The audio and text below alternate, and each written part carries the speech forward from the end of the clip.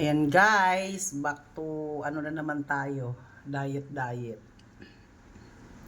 Ayan yung biniblend ko dito para sa may mga high blood dyan. Celery, carrots, tsaka pipino. Tsaka pigaan nyo ho ng lemon. Tapos ibe-blender nyo ho. Ayan. Makakababa ho yan ng bad cholesterol tsaka yung sa high blood natin. Maging circular ho ang ating dugo. Ibe-blender ko lang siya. Ini-slice ko na ho siya, balot-balot. Lalagay ko sa freezer. Tapos, pag magbe-blender ako, kukuha ako ng isang balot. Ayan. Ayan. Oh, diba? Tapos, ibe-blender ko. Ayan, start na natin i-blender. Lalagay ko lang dito.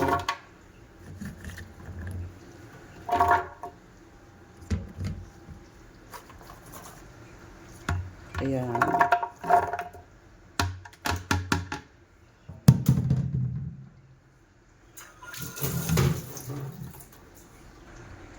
Pipigaan ko siya ng kalahating lemon.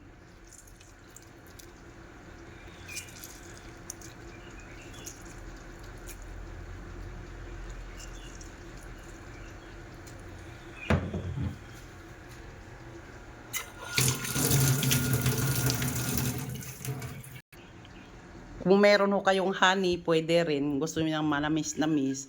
Ako, tubig lang. Ayan. Yung kaya lang inumin ninyo. Ayan.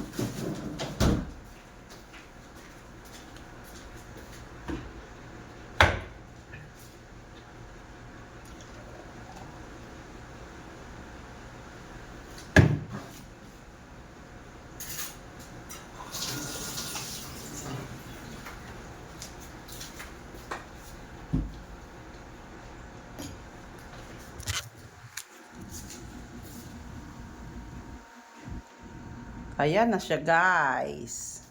Pwede nang inumin, 'di ba?